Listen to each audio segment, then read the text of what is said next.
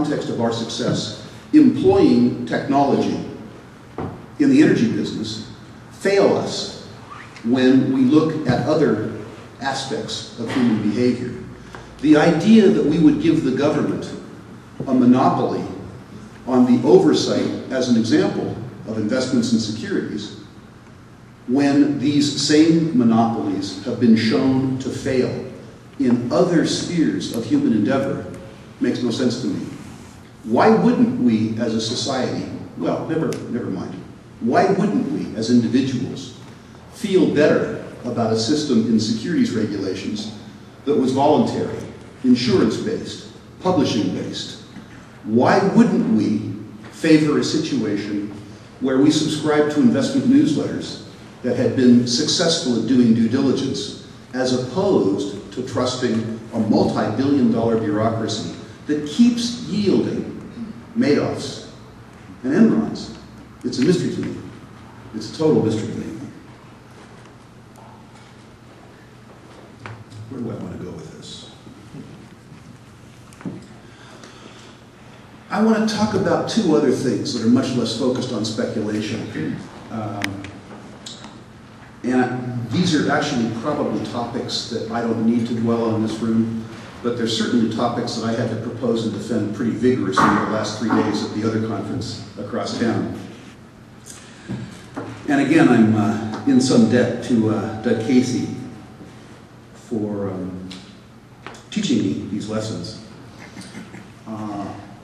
There is a tendency, I think, for some of us who have gotten rich to apologize for it. There is a tendency for people, as an example, currently, to avoid being described as a member of the 1%. Now, the fact that the 1% walks around with a target on their back makes some forms of self-identification a fairly stupid thing to do. But the idea that people who have achieved have something to apologize for seems to me to be very strange.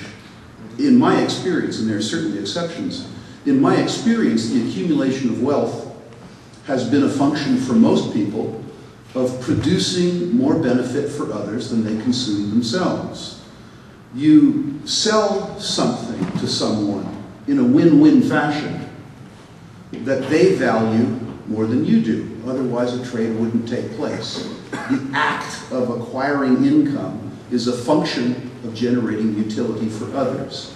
And if you produce more utility than you consume, you get wealthy. Everybody with me so far? So, if this is true, then isn't getting rich generous? Isn't getting rich in and of itself evidence of generosity? By the way, I'm not suggesting that all of the wealth that was accumulated in the world was accumulated in a generous fashion. Certainly Mr. Madoff couldn't be described as generous. Certainly Lay and the fellows from Enron couldn't be described as being generous, although they were extremely charitable. Different name, I mean different word.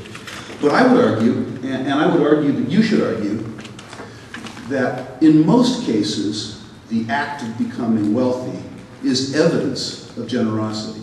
It's evidence of a contribution in and of itself. There is a suggestion that the rich as a class have to give back.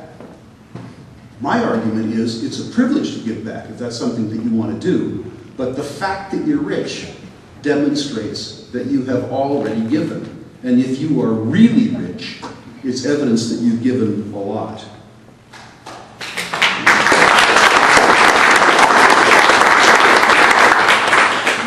I'm going to, well, I got to say, I know I'm part of a public company now, so I am part of a small government in one sense, but assuming that my board of directors gives me approval, in my own office, I'm going to pass out t-shirts identifying some of the staff as members of the 1%. And I'm going to pass out other t-shirts to some of the other younger members of the crew that say Aspire. I hope I'm allowed to do that. Well, maybe I'll ask for forgiveness as opposed to permission. I'd like to follow this on a little bit in terms of challenging, probably not perceptions in this room, but perceptions outside the room, with regards to philanthropy. And that is this: I think the most philanthropic thing that an achieving person can do is build their business. The idea, And this is not a criticism of Bill Gates, by the way, because I think he's in many ways a spectacular person. But the idea that he is going to contribute more good to the world by giving away $20 billion or $30 billion, as opposed to the good that he could do if he drove Microsoft even harder and turned out more software and more applications, is farcical. Farcical. The amount of good that has been done by the Bill Gateses of the world. My business couldn't exist without Microsoft. It literally could not exist without Microsoft. The securities business as a whole could not exist without Microsoft. And I'm not suggesting that he owes society an obligation to keep people like me in business. I am simply saying that the amount of good that he could do by focusing himself on growing Microsoft, as opposed to passing out mosquito nets, very, very, very dubious proposition. It's his money. If he wants to pass out mosquito nets, God bless.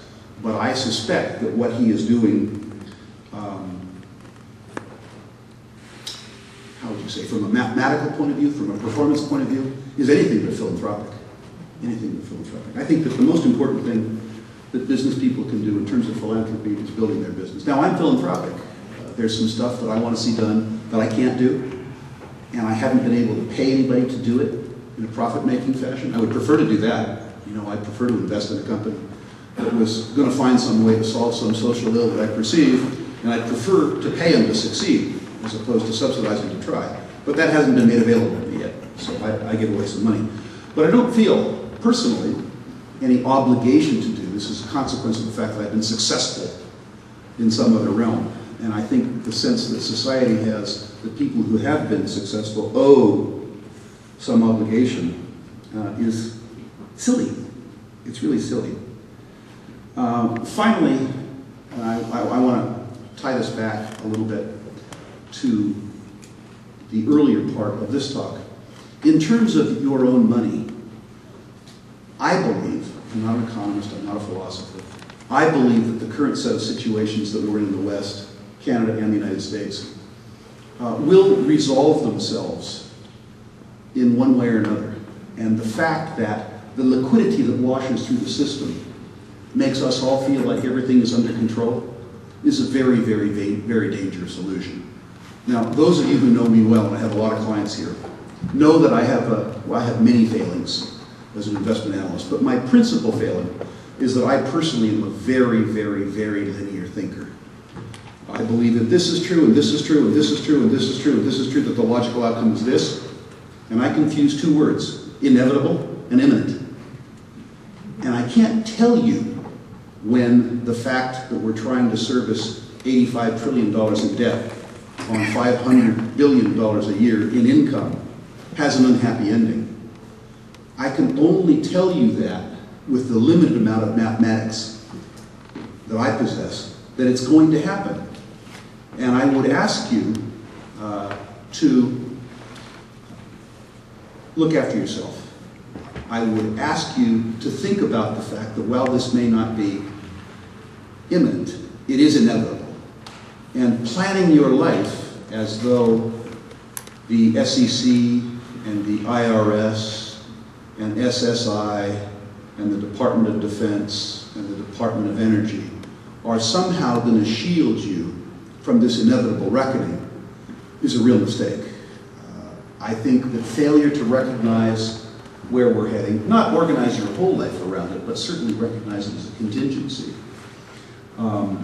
means that you don't take into account the fact that I started the lecture with, which is the greatest investment risk that you face isn't your government, it's your response to your government. It's to the left of your right ear, to the right of your left ear. I hope you all take account of the facts that are in front of you, and I hope you all make the decisions that are appropriate to you. And I'd like to thank Jayant and Rajni for the opportunity to address you and the opportunity to listen. Thank you very much. We